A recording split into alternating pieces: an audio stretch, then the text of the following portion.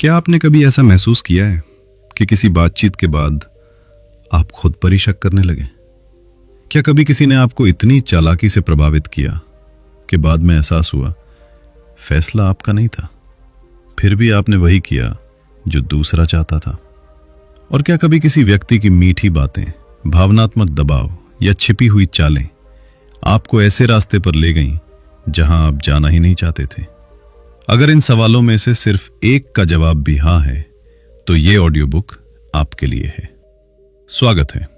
आज हम एक ऐसी दुनिया में प्रवेश करने वाले हैं जो हमारी रोजमर्रा की जिंदगी में मौजूद है, लेकिन ज्यादातर लोग उसे पहचान नहीं पाते।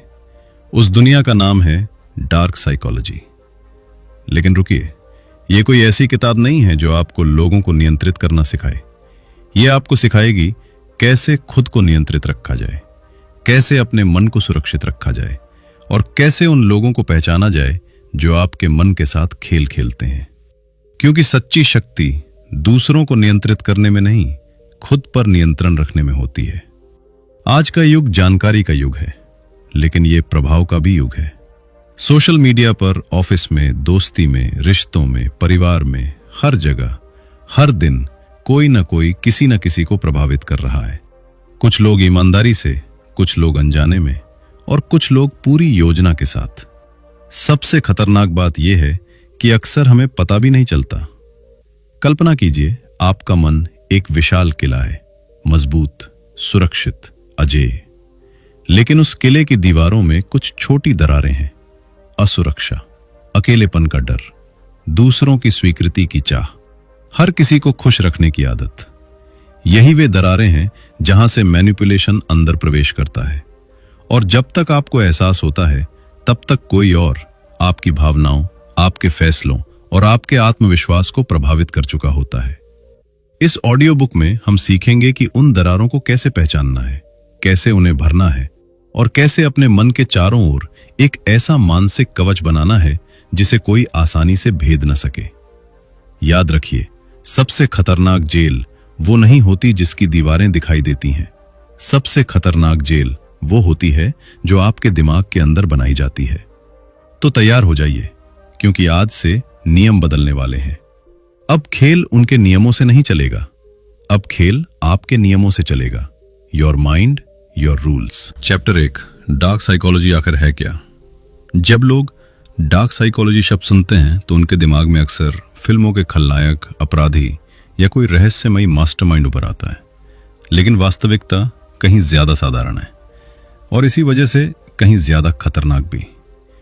डार्क साइकोलॉजी का मतलब है मानव मनोविज्ञान की समझ का उपयोग किसी दूसरे व्यक्ति को प्रभावित करने, नियंत्रित करने या उसका फायदा उठाने के लिए करना। यह हमेशा अपराध नहीं होता, यह हमेशा स्पष्ट भी नहीं होता। अक्सर यह हमारी रोजमर्रा की जिंदगी में मौजूद होता है, इतना चुपचाप कि पीड़ित को पता भी नहीं चलता। मान लीजिए, आपका कोई मित्र हर बार अपनी समस्याएं बताकर आपको दोषी महसूस कराता है, या आपका साथी हर बहस के बाद आपको ही गलत साबित कर देता है, या आपका बॉस आपको यह महसूस कराता है कि अगर आपने अतिरिक्त काम नहीं किया तो आप टीम के प्रति वफादार नहीं हैं। ये सभी संभावित मैनिपुलेशन के उदाहरण हैं। अब सवाल यह है, लोग ऐसा करते क्यों हैं? क्या हर मैनिपुलेटर बुरा इंसान होता है? नहीं। कुछ लोग बचपन से सीख जाते हैं कि भावनात्मक दबाव सीधी बातचीत से ज्यादा प्रभावी होता है। कुछ लोग अंदर से असुरक्षित होते हैं, कुछ शक्ति चाहते हैं, कुछ नियंत्रण चाहते हैं और कुछ सिर्फ अपना फायदा। मनोविज्ञान के अनुसार अधिकांश मैनिपुलेटिव व्यवहार 3 मूल इच्छाओं से पैदा होता है। पहली, नियंत्रण की इच्छा, दूसरी, शक्ति और मान्यता की इच्छा और तीसरी, अपनी असुरक्षाओं को छिपाने की इच्छा। याद रखिए, जो व्यक्ति दूसरों को नियंत्रित करने की सबसे ज्यादा कोशिश करता है, वो अक्सर अंदर से सबसे ज्यादा असुरक्षित होता है। आइए एक कहानी सुनते हैं। राहुल एक मेहनती कर्मचारी था। उसका मैनेजर हमेशा उसकी तारीफ करता था। तुम टीम के सबसे भरोसेमंद व्यक्ति हो, तुम्हारे बिना यह प्रोजेक्ट संभव नहीं, केवल तुम ही यह काम कर सकते हो। शुरुआत में राहुल को यह अच्छा लगा, उसे लगा उसकी मेहनत की कद्र हो रही है। लेकिन समय बीतता गया और उसने एक बात नोटिस की, सबसे ज्यादा ओवरटाइम वो कर रहा था, सबसे ज्यादा जिम्मेदारियां वो उठा रहा था और सबसे कम ना वो कह पा रहा था। एक दिन उसे सच समझ आया, तारीफ सम्मान नहीं थी, तारीफ एक उपकरण थी, एक ऐसा उपकरण जिसका उपयोग उससे ज्यादा काम निकलवाने के लिए किया जा रहा था। और उसी दिन राहुल की जागरूकता शुरू हुई। यही कारण है कि मैनिपुलेशन को पहचानना इतना कठिन होता है, क्योंकि ये हमेशा गुस्से में नहीं आती, हमेशा धमकी के रूप में नहीं आती। कई बार ये मुस्कान के साथ आती है, कभी तारीफ बनकर, कभी चिंता बनकर, कभी प्यार बनकर और कभी मदद बनकर। यही इसकी सबसे बड़ी ताकत है और यही इसकी सबसे बड़ी चाल। अध्याय समाप्त करने से पहले खुद से 4 सवाल पूछिए। क्या मुझे ना कहने में मुश्किल होती है? क्या मैं लोगों को खुश रखने के लिए खुद को नजरअंदाज करता हूं? क्या मैं दूसरों की स्वीकृति पर बहुत निर्भर हूं? और क्या आलोचना मुझे जरूरत से ज्यादा प्रभावित करती है? अगर आपका जवाब हां है तो घबराइए मत। यह कमजोरी नहीं है, यह सिर्फ वो जगह है जहां आपका मानसिक कवच मजबूत होने की प्रतीक्षा कर रहा है। याद रखिए, डार्क साइकोलॉजी कोई जादू नहीं है, यह मानव कमजोरियों का अध्ययन है और उनका उपयोग है। जितना बेहतर आप खुद को समझेंगे, उतना ही कठिन होगा किसी और के लिए आपको नियंत्रित करना, क्योंकि आत्म जागरूकता वो रोशनी है जिसमें मैनिपुलेशन की हर चाल दिखाई देने लगती है। अगले अध्याय में हम उन लोगों के मन के अंदर झांकेंगे जो दूसरों को नियंत्रित करने की कोशिश करते हैं। वे ऐसा क्यों करते हैं, उनकी सोच कैसी होती है और उन्हें पहचानने के संकेत क्या हैं। चलिए आगे बढ़ते हैं। Chapter 2, the psychology of manipulators. कल्पना कीजिए, आप किसी ऐसे व्यक्ति से मिलते हैं जो पहली नजर में बेहद आकर्षक लगता है। वो आत्मविश्वासी है, उसकी बातें प्रभावशाली हैं, वो आपको समझता हुआ दिखाई देता है और धीरे धीरे आप उसके प्रभाव में आने लगते हैं। लेकिन फिर कुछ अजीब होने लगता है। आप खुद पर कम और उस व्यक्ति पर ज्यादा भरोसा करने लगते हैं। आपके फैसले बदलने लगते हैं, आपका आत्मविश्वास कम होने लगता है और आपको समझ नहीं आता कि आखिर ऐसा हो क्यों रहा है। सवाल है, जो लोग दूसरों को नियंत्रित करने की कोशिश करते हैं, उनके दिमाग में आखिर चलता क्या है? क्या वे जन्म से ऐसे होते हैं या समय उन्हें ऐसा बना देता है? सच्चाई यह है, हर मैनिपुलेटर अलग होता है, लेकिन अधिकांश के पीछे कुछ समान मनोवैज्ञानिक पैटर्न काम करते हैं। आज हम उन्हीं पैटर्न्स को समझेंगे, क्योंकि जब आप शिकारी की मानसिकता समझ लेते हैं तो उसके जाल को पहचानना आसान हो जाता है। पहला प्रकार, नार्सिसिस्ट। क्या आपने कभी ऐसे व्यक्ति को देखा है जो हर बातचीत को अपने ऊपर ले आता है, जो हमेशा खुद को सबसे महत्वपूर्ण मानता है, जो तारीफ चाहता है लेकिन आलोचना सहन नहीं कर पाता? ऐसे लोगों में नार्सिसिस्टिक प्रवृत्तियां हो सकती हैं। नार्सिसिस्ट व्यक्ति दुनिया को एक आईने की तरह देखता है। उसे हर जगह केवल खुद की छवि दिखाई देती है। दूसरों की भावनाएं, दूसरों की जरूरतें, दूसरों की परेशानियां उसके लिए उतनी महत्वपूर्ण नहीं होती। लेकिन यहां एक दिलचस्प बात है, अक्सर नार्सिसिस्ट जितना बाहर से मजबूत दिखता है, अंदर से उतना ही कमजोर होता है। उसकी पूरी पहचान बाहरी मान्यता पर टिकी होती है। उसे लगातार यह महसूस होना चाहिए कि वो विशेष है, श्रेष्ठ है, महत्वपूर्ण है, और जब कोई उसकी इस छवि को चुनौती देता है तो वो असहज हो जाता है, कभी गुस्से में, कभी अपमानित होकर और कभी मैनिपुलेशन का सहारा लेकर। याद रखिए, अहंकार अक्सर आत्मविश्वास का नहीं, असुरक्षा का मुखौटा होता है। दूसरा प्रकार, गैसलाइटर। गैसलाइटर सबसे खतरनाक मैनिपुलेटर्स में से एक हो सकता है। क्यों?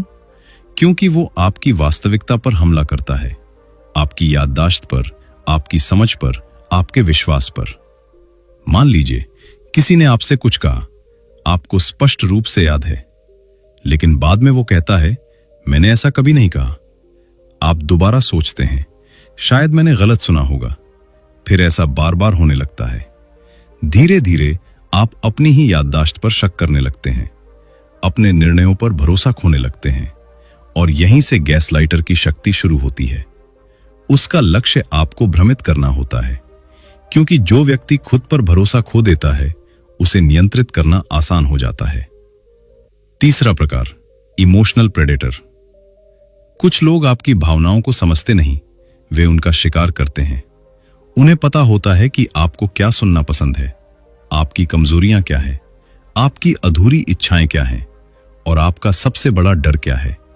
वे सही समय पर सही शब्द बोलते हैं, आपको विशेष महसूस कराते हैं, आपको सुरक्षित महसूस कराते हैं और फिर जब आप भावनात्मक रूप से जुड़ जाते हैं तो वे उसी जुड़ाव का फायदा उठाते हैं।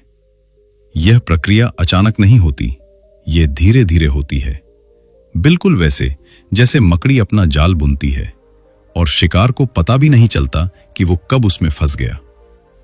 चौथा प्रकार, कंट्रोल सीकिंग पर्सनैलिटी। कुछ लोगों को हर चीज नियंत्रित करनी होती है, हर निर्णय, हर योजना, हर बातचीत, हर परिस्थिति।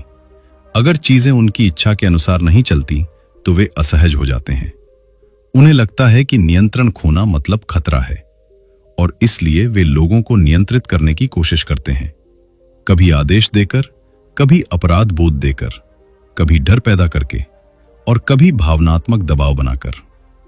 लेकिन याद रखिए, किसी व्यक्ति की नियंत्रण की भूख अक्सर उसके भीतर के डर का संकेत होती है।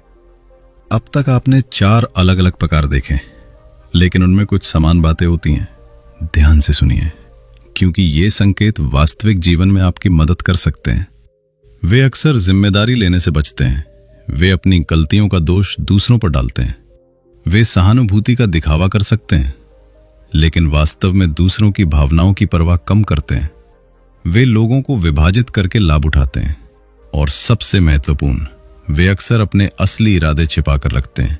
उनकी बातें कुछ और होती हैं, उनका उद्देश्य कुछ और। एक वास्तविक जीवन जैसी कहानी सुनिए। नेहा एक नए रिश्ते में थी। शुरुआत में सब कुछ परफेक्ट लगा। उसका साथी उसे लगातार महत्व देता था, उसकी तारीफ करता था, हर समय उसके साथ रहना चाहता था। नेहा को लगा उसे उसका सच्चा साथी मिल गया है। लेकिन कुछ महीनों बाद स्थिति बदलने लगी। उसका साथी उसके दोस्तों पर सवाल उठाने लगा, उसके फैसलों की आलोचना करने लगा, उसे दोषी महसूस कराने लगा। धीरे धीरे नेहा अपने दोस्तों से दूर हो गई, अपने निर्णयों पर भरोसा खो बैठी और भावनात्मक रूप से उसी व्यक्ति पर निर्भर हो गई। उसे लगा कि यह प्यार है, लेकिन वास्तव में यह नियंत्रण था। सौभाग्य से एक दिन उसने पैटर्न पहचान लिया और वहीं से उसकी स्वतंत्रता की शुरुआत हुई। अब खुद से पूछिए, क्या आपके जीवन में कोई ऐसा व्यक्ति है जो हमेशा सही होना चाहता है, जो आपकी भावनाओं को कम महत्व देता है, जो आपको बार बार खुद पर शक करने पर मजबूर करता है, जो आपको नियंत्रित करने की कोशिश करता है? अगर जवाब हाँ है तो घबराइए मत। पहचान ही सुरक्षा की पहली सीढ़ी है। मैनिपुलेटर्स कोई जादुई शक्ति वाले लोग नहीं होते, वे भी इंसान होते हैं, लेकिन वे मानव मन की कमजोरियों को समझते हैं और उनका उपयोग करते हैं। इसलिए आपकी सबसे बड़ी सुरक्षा है आत्मजागरूकता, भावनात्मक बुद्धिमत्ता और स्वतंत्र सोच। याद रखिए, जब आप किसी व्यक्ति की मानसिकता समझ लेते हैं तो उसके प्रभाव से मुक्त होना आसान हो जाता है। अगले अध्याय में हम उन सबसे आम माइंड गेम्स और मैनिपुलेशन टेक्निक्स को उजागर करेंगे जिनका उपयोग लाखों लोग रोजाना करते हैं और जिनका शिकार करोड़ों लोग बिना जाने बन जाते हैं। चलिए आगे बढ़ते हैं। Chapter 3, the most common manipulation techniques. अब तक आपने समझ लिया है कि मैनिपुलेटर्स कौन होते हैं, वे कैसे सोचते हैं और क्यों दूसरों को नियंत्रित करने की कोशिश करते हैं। लेकिन अब सबसे महत्वपूर्ण सवाल आता है, वे ऐसा करते कैसे हैं, उनके हथियार क्या हैं, उनकी रणनीतियां क्या हैं और सबसे जरूरी, आप उन्हें पहचानेंगे कैसे? याद रखिए, अधिकांश मैनिपुलेशन खुलकर नहीं होती। कोई आपके सामने आकर नहीं कहेगा, मैं तुम्हें नियंत्रित करने वाला हूं।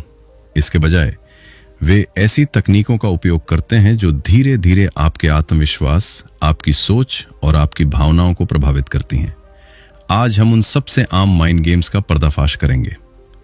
Technique number 1, gaslighting. कल्पना कीजिए, आपको किसी घटना की पूरी याद है। आप जानते हैं कि क्या हुआ था, लेकिन दूसरा व्यक्ति बार बार कहता है, ऐसा कभी हुआ ही नहीं, तुम गलत याद कर रहे हो, तुम बहुत ज्यादा सोचते हो। शुरुआत में आप विरोध करते हैं, लेकिन जब यही बात बार बार दोहराई जाती है तो आपके मन में संदेह पैदा होने लगता है और यहीं गैस लाइटिंग काम करती है। इसका उद्देश्य आपको भ्रमित करना है ताकि आप अपनी सोच पर नहीं, उस व्यक्ति की बातों पर भरोसा करने लगें। याद रखिए, जब कोई बार बार आपकी वास्तविकता को झुठलाता है तो समस्या हमेशा आपकी याददाश्त नहीं होती। Technique number 2, love bombing. ये तकनीक बेहद आकर्षक दिखती है क्योंकि ये प्यार का मुखौटा पहनकर आती है। शुरुआत में कोई व्यक्ति आपको अत्यधिक ध्यान देता है, लगातार संदेश, लगातार तारीफ, लगातार प्रशंसा, लगातार भावनात्मक जुड़ाव। आपको लगता है कि आखिरकार कोई ऐसा मिला है जो आपको पूरी तरह समझता है, लेकिन धीरे धीरे ये प्यार नियंत्रण में बदलने लगता है। जब आप भावनात्मक रूप से जुड़ जाते हैं तो वही व्यक्ति अपना व्यवहार बदल देता है और तब आपको उस शुरुआती प्यार को वापस पाने की चाह होने लगती है। यही जाल है, वे आपको प्यार के लिए नहीं, निर्भरता के लिए तैयार कर रहे होते हैं। Technique number 3, guilt tripping. क्या किसी ने कभी आपसे कहा है, मैंने तुम्हारे लिए इतना कुछ किया, तुम मेरे लिए इतना भी नहीं कर सकते? अगर तुम सच में मेरी परवाह करते हो तो? ये साधारण वाक्य नहीं है, ये भावनात्मक दबाव के उपकरण हो सकते हैं।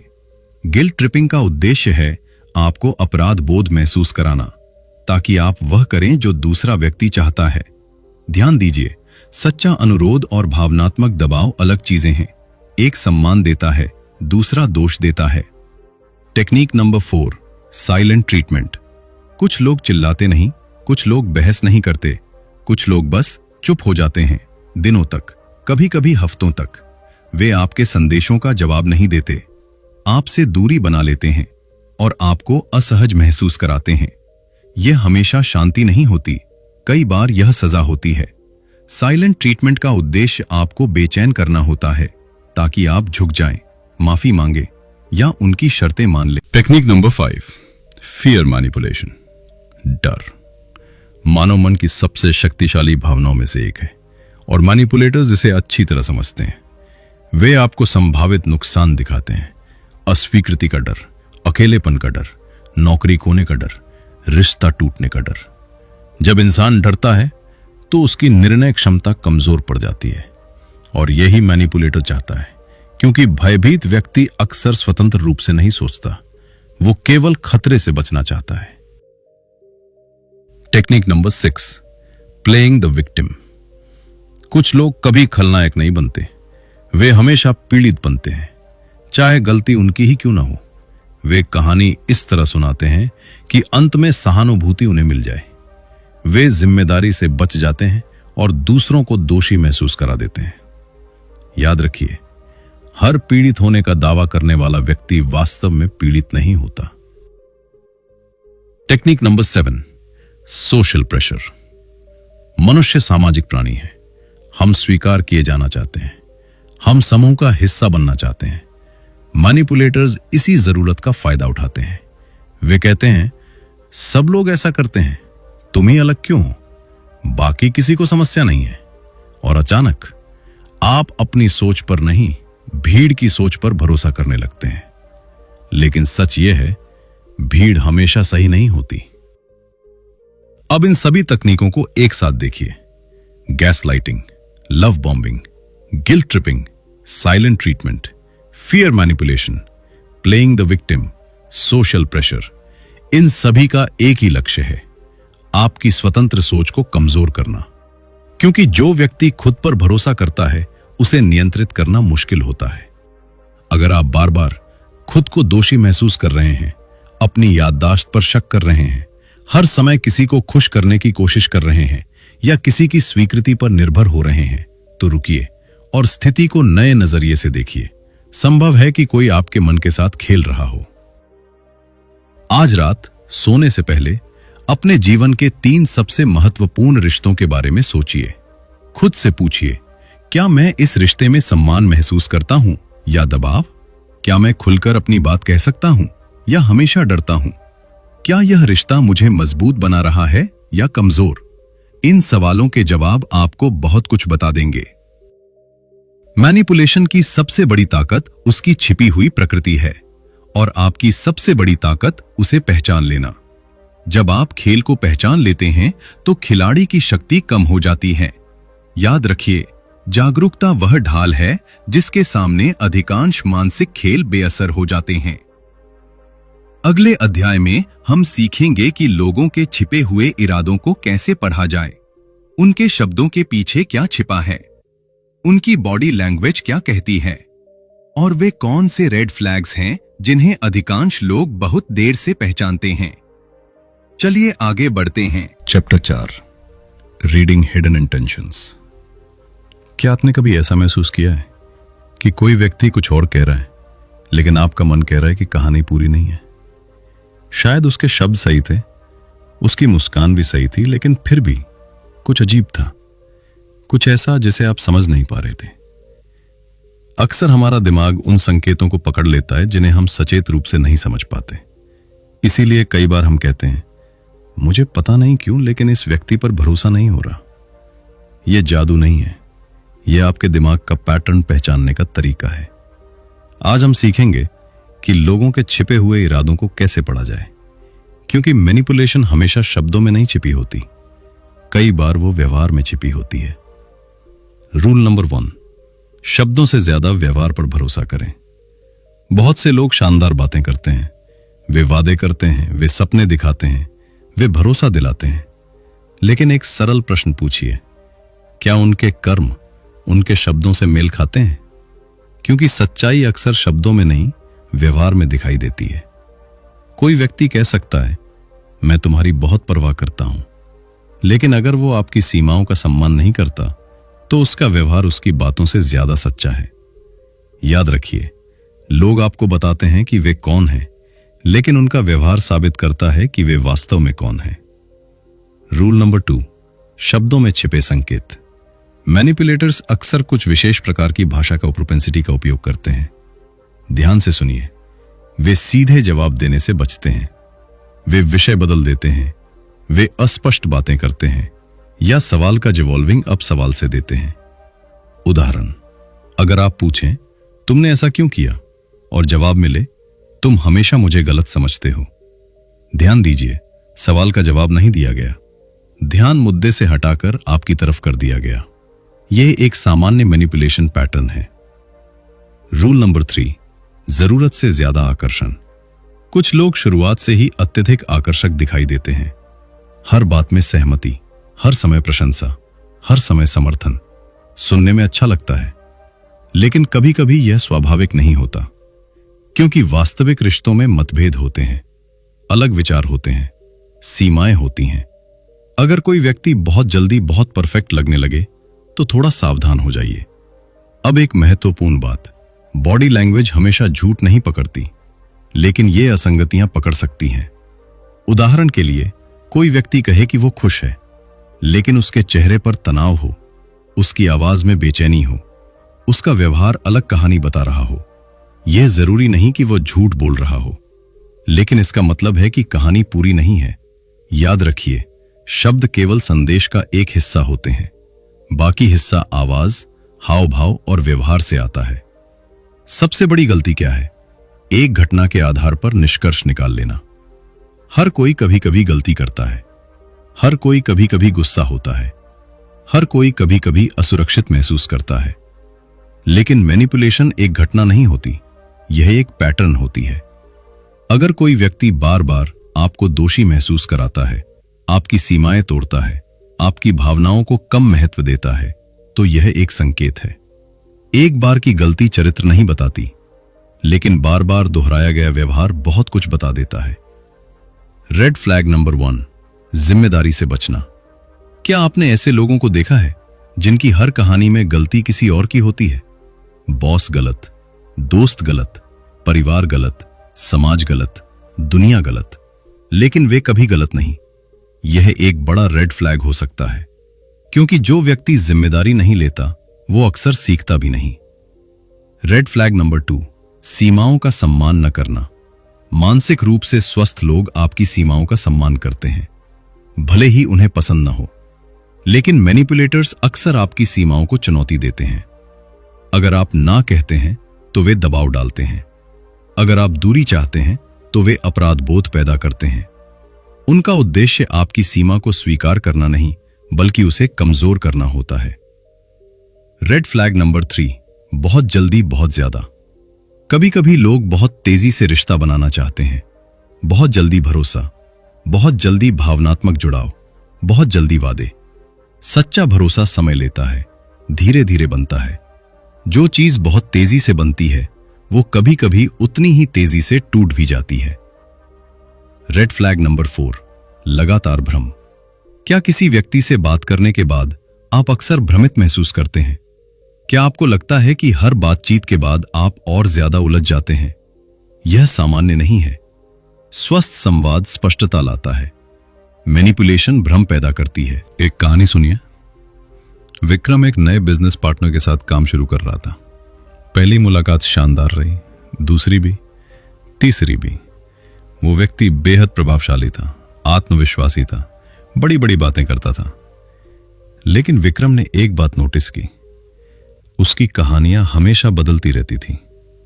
एक दिन वो कहता कि उसने एक बड़ी कंपनी बनाई थी, दूसरे दिन कहानी कुछ और होती। वो हमेशा दूसरों को दोष देता, कभी अपनी गलती नहीं मानता।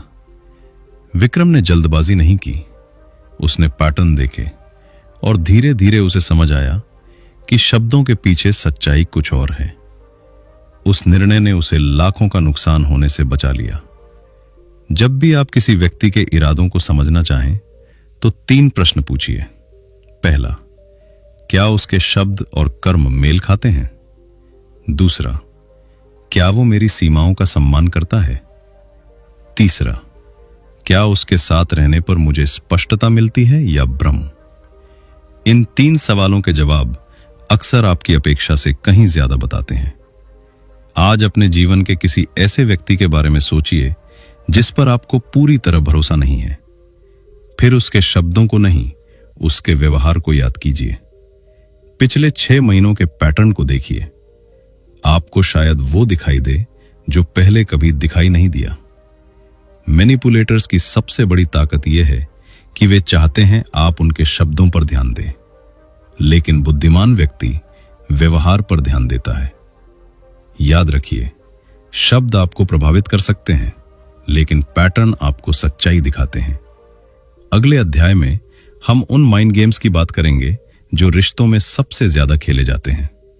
प्रेम संबंधों में, दोस्ती में, परिवार में और कार्यस्थल पर।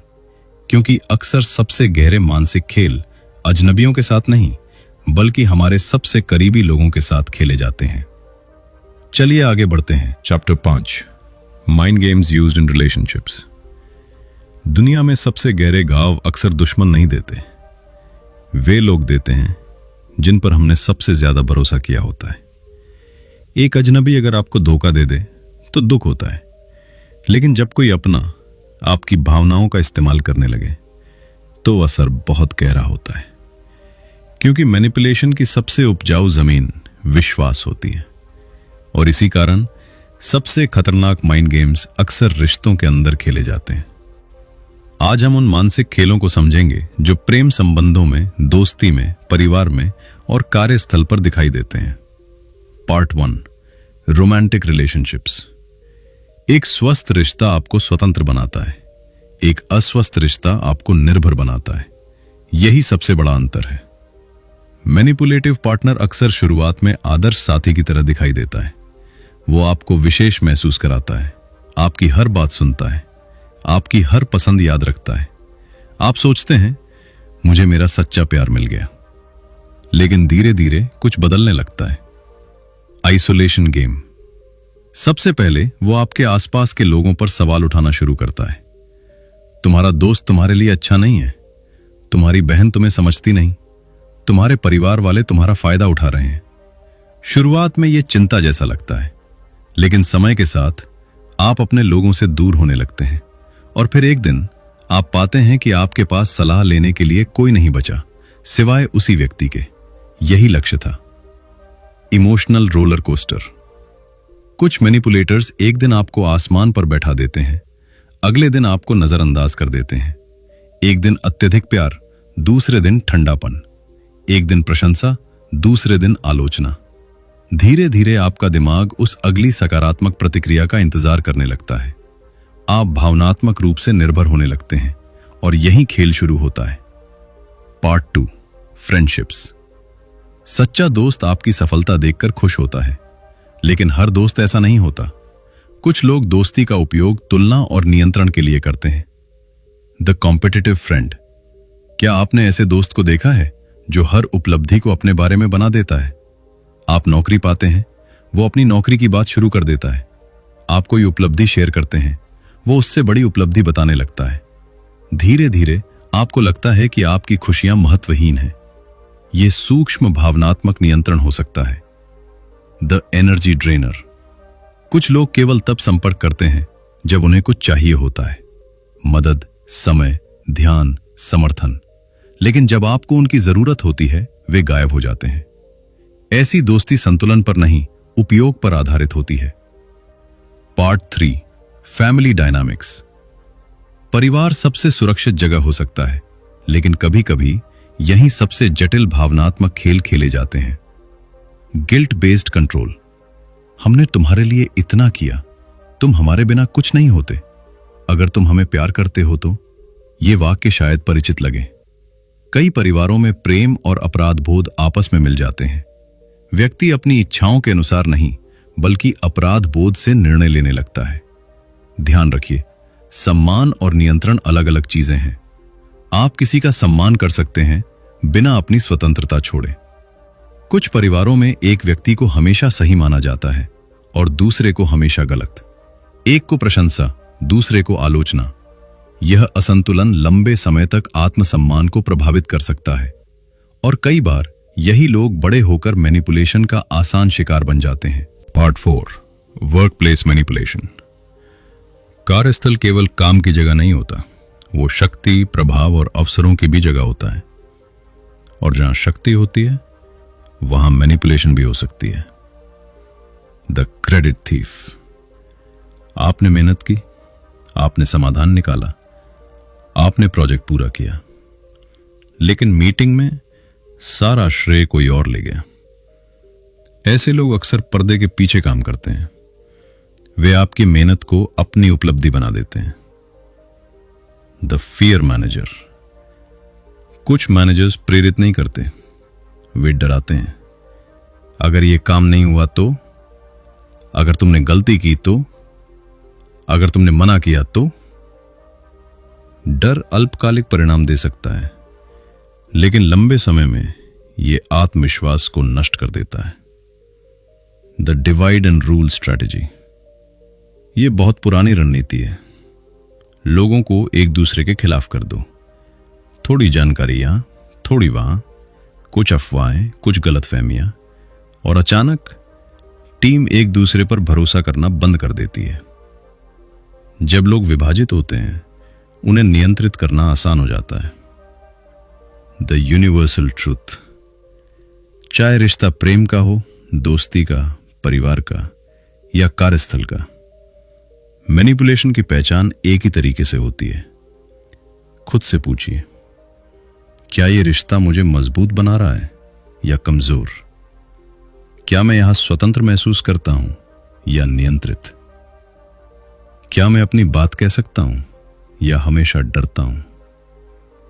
इन सवालों के जवाब आपको सच्चाई के बहुत करीब ले जाएंगे। A powerful story. रिया एक सफल प्रोफेशनल थी, आत्मविश्वासी, स्वतंत्र, महत्वाकांक्षी। लेकिन उसके रिश्ते में कुछ बदल रहा था। उसका साथी हर निर्णय में शामिल होना चाहता था। क्या पहनना है, किससे मिलना है, कहां जाना है।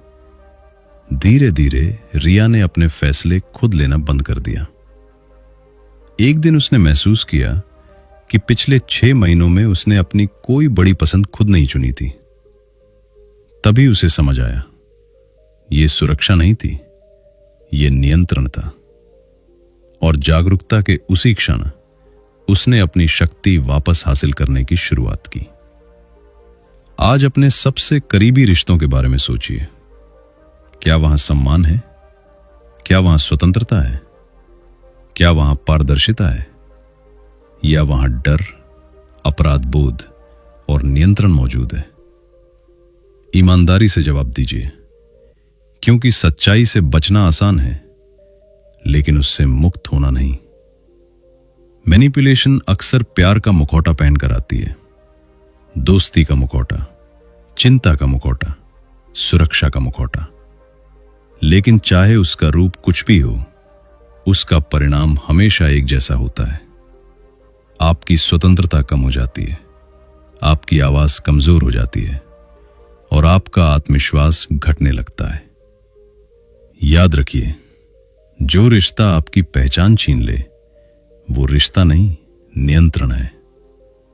अगले अध्याय में हम जानेंगे कि मैनिपुलेटर्स हमारी भावनाओं का उपयोग कैसे करते हैं। डर, अपराध बोध, सहानुभूति, मान्यता की जरूरत और असुरक्षा। क्योंकि मानसिक खेल दिमाग से शुरू होते हैं, लेकिन जीत या हार अक्सर भावनाओं में तय होती है। चलिए आगे। Chapter 6, how manipulators exploit emotions. कल्पना कीजिए कि आपके पास एक किला है, मजबूत, विशाल, सुरक्षित। उस किले की दीवारें हैं आपकी बुद्धि, आपका अनुभव, आपकी समझ। लेकिन उस किले के अंदर कुछ दरवाजे भी हैं। डर, अपराध बोध, अकेलापन, स्वीकृति की चाह, असुरक्षा। और मैनिपुलेटर्स जानते हैं कि दीवारें तोड़ना मुश्किल है, लेकिन दरवाजों से अंदर आना आसान है। यही कारण है कि वे आपकी सोच पर सीधे हमला नहीं करते, वे आपकी भावनाओं को निशाना बनाते हैं। क्योंकि जब भावनाएं नियंत्रण में आ जाती हैं तो निर्णय भी नियंत्रण में आ जाते हैं। Emotion number 1, fear. डर इंसान की सबसे पुरानी भावनाओं में से एक है। जब हम डरते हैं तो हमारा दिमाग सुरक्षा खोजने लगता है।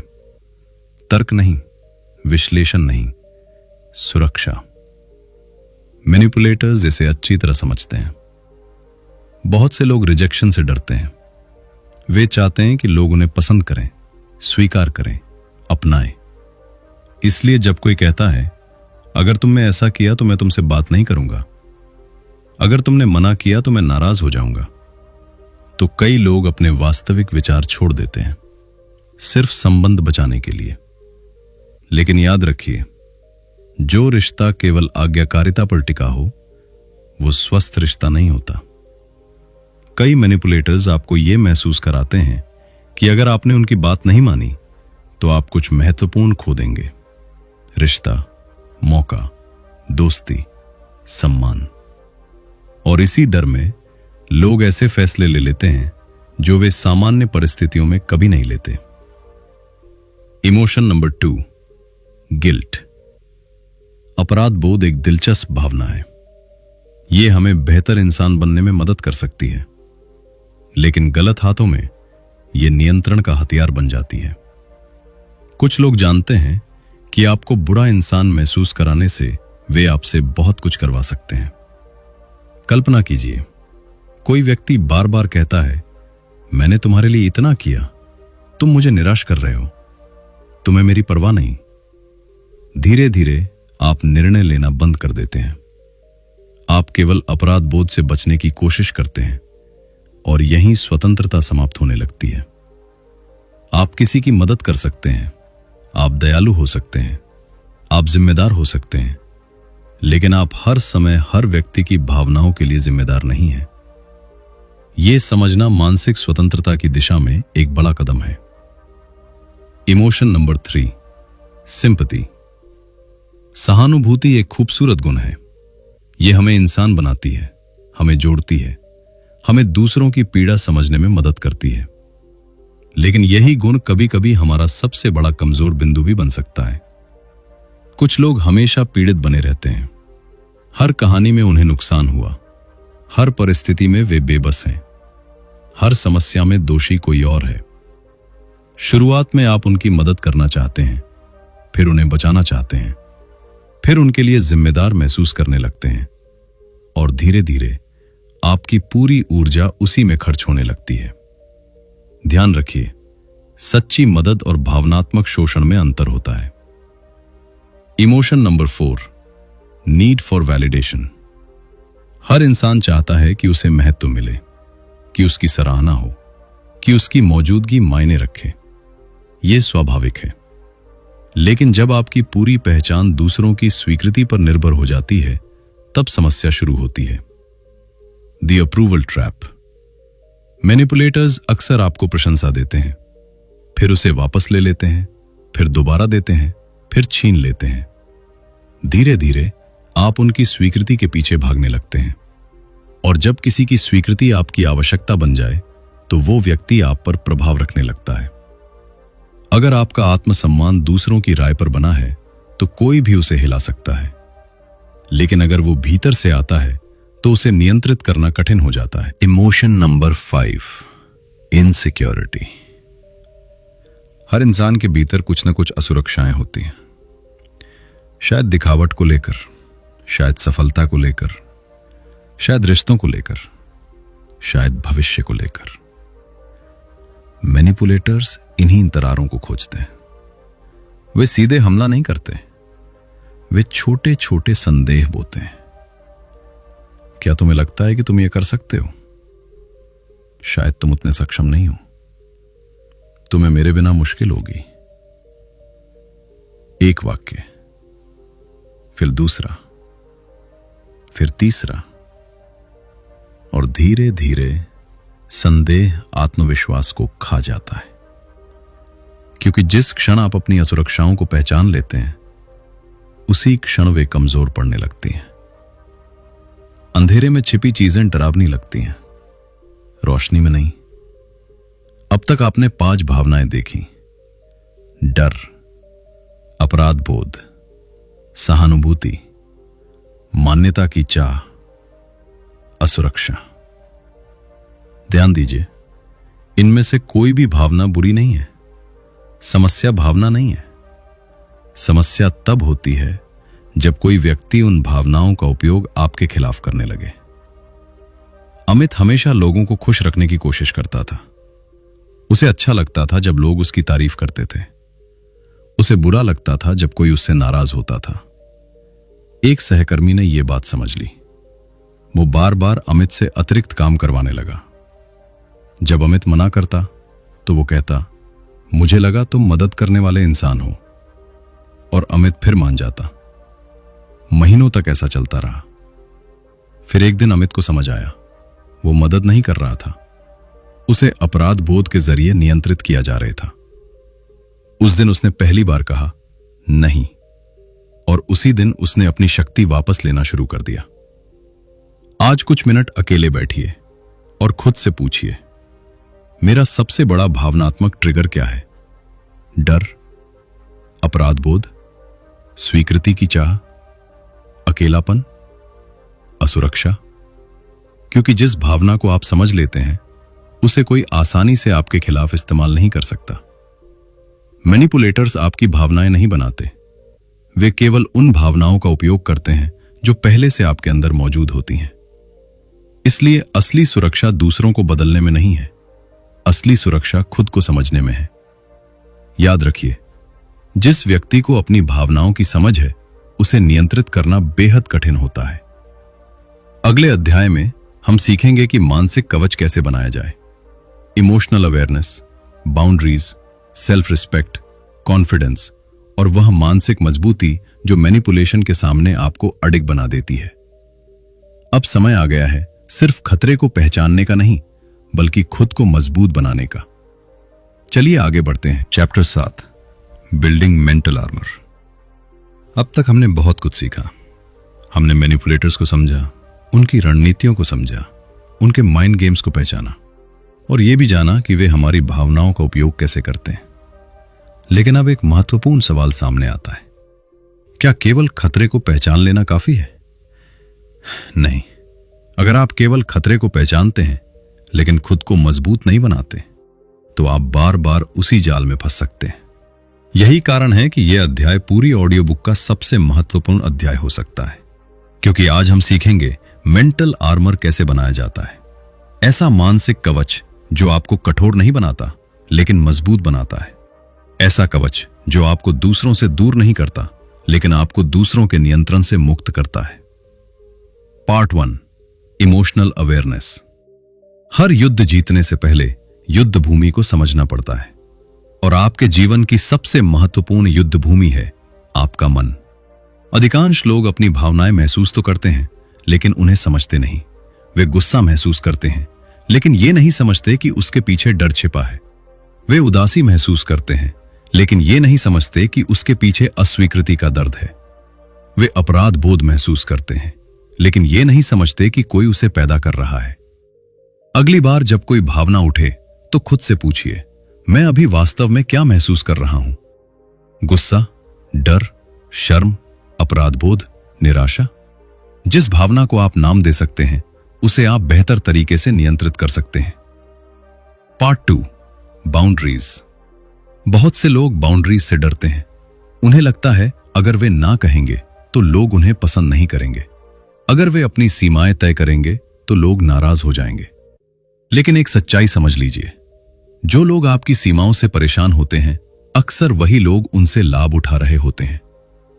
What is a boundary? Boundary का मतलब दीवार बनाना नहीं है।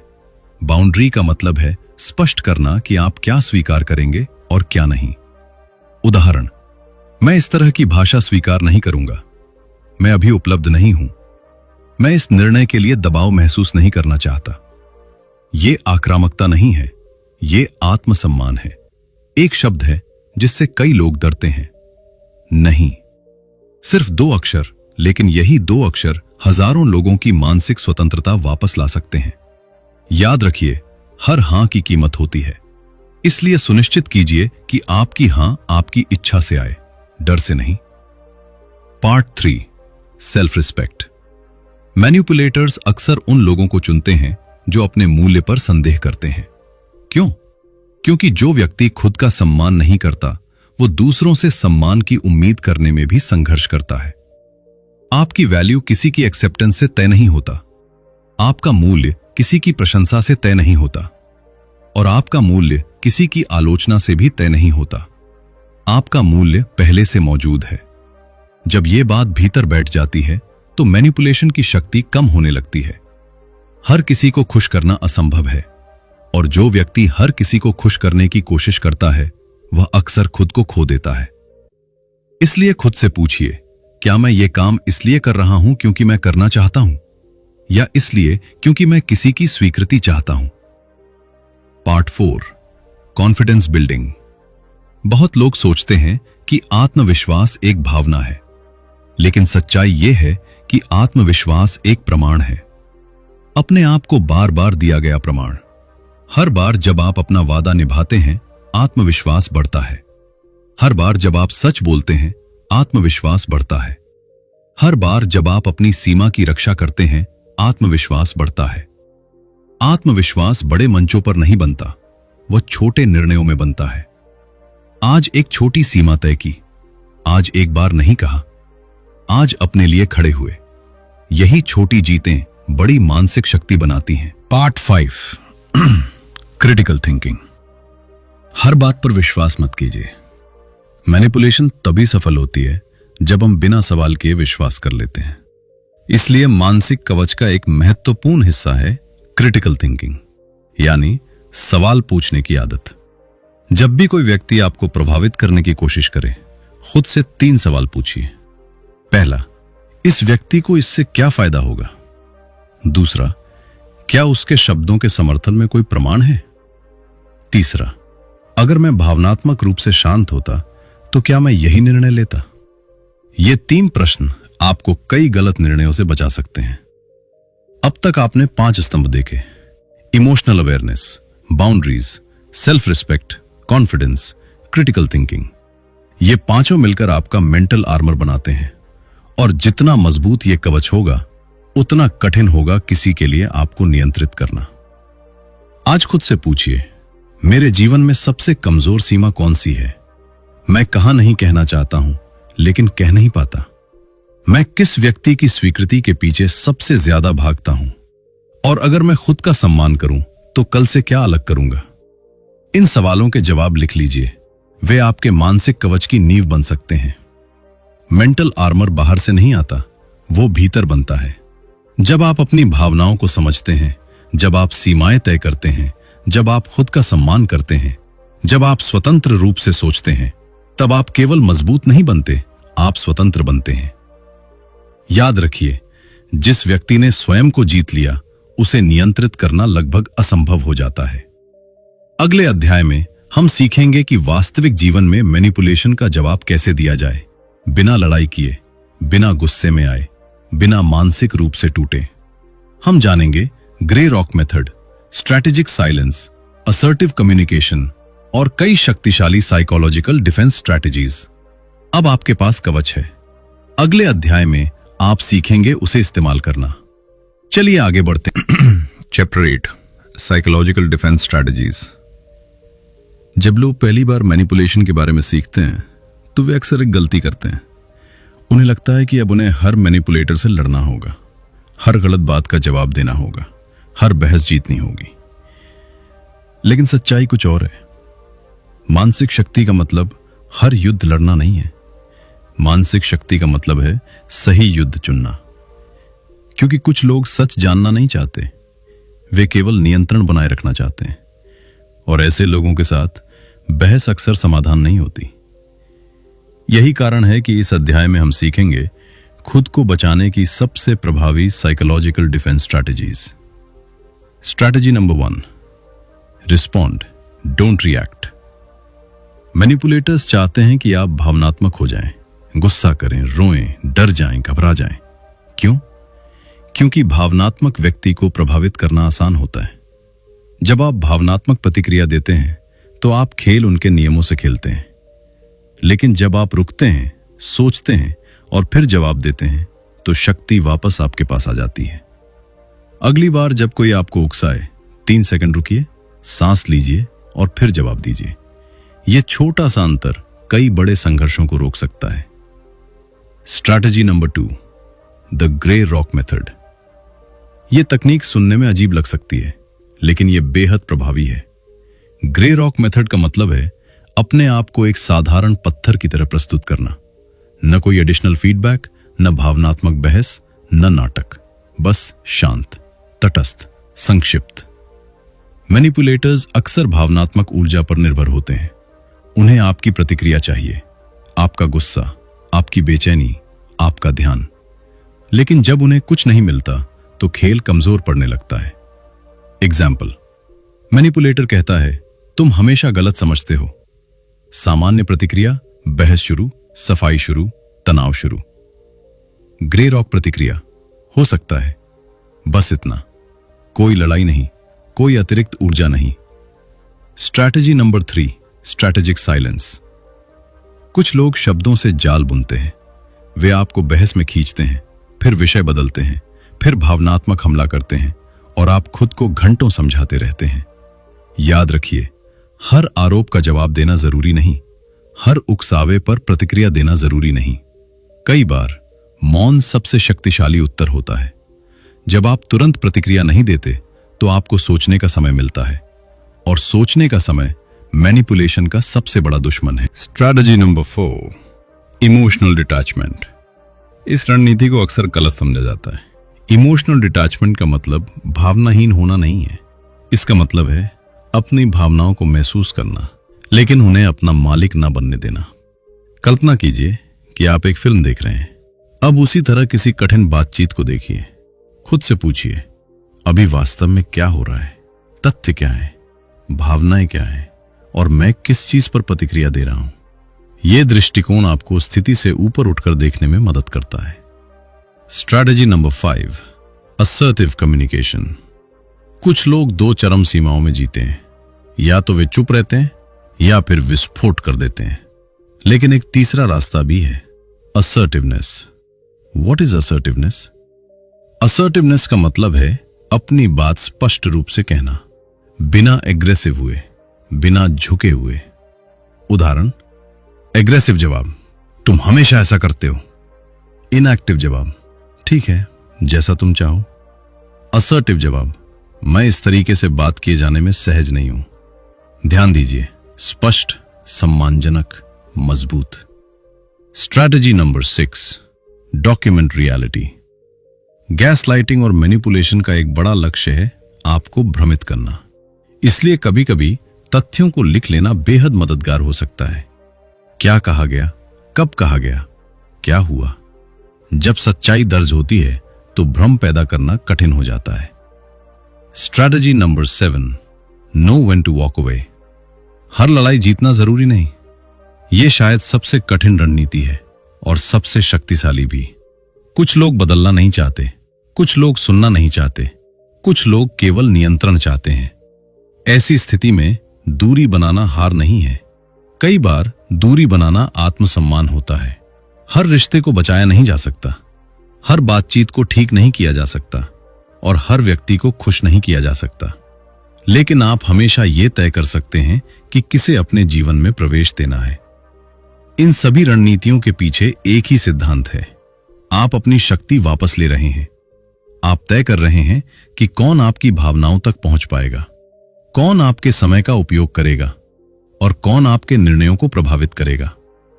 आज खुद से पूछिए, जब कोई मुझे उकसाता है तो मेरी सबसे सामान्य प्रतिक्रिया क्या होती है? गुस्सा, चुप्पी, डर, सफाई देना? और अगर मैं प्रतिक्रिया देने के बजाय रणनीति अपनाऊं तो क्या बदलेगा? इस प्रश्न का उत्तर आपके जीवन में बड़ा बदलाव ला सकता है। मैनिपुलेशन से बचाव का रहस्य दूसरों को नियंत्रित करना नहीं है, खुद को नियंत्रित करना है। जब आप अपनी प्रतिक्रिया चुनते हैं तो आप अपनी शक्ति चुनते हैं। याद रखिए, आपकी सबसे बड़ी ताकत यह नहीं कि लोग आपके साथ क्या करते हैं। आपकी सबसे बड़ी ताकत यह है कि आप उसका जवाब कैसे देते हैं। तो दोस्तों, इस ऑडियो बुक का उद्देश्य आपको डराना नहीं था, बल्कि जागरूक बनाना था। याद रखिए, सबसे शक्तिशाली व्यक्ति वह नहीं होता जो दूसरों को नियंत्रित कर सके, बल्कि वह होता है जो अपने मन, अपनी भावनाओं और अपने निर्णयों पर नियंत्रण रखता है। अगर आपको यह ऑडियो बुक वैल्यूएबल लगी हो तो वीडियो को लाइक करें, चैनल को सब्सक्राइब करें और बेल आइकन दबाना न भूलें ताकि ऐसी और एनलाइटनिंग ऑडियो बुक्स आप तक पहुंचती रहें। नीचे कमेंट में लिखिए, माय माइंड माय रूल्स। धन्यवाद। फिर मिलेंगे एक नई सीख और नई यात्रा के साथ।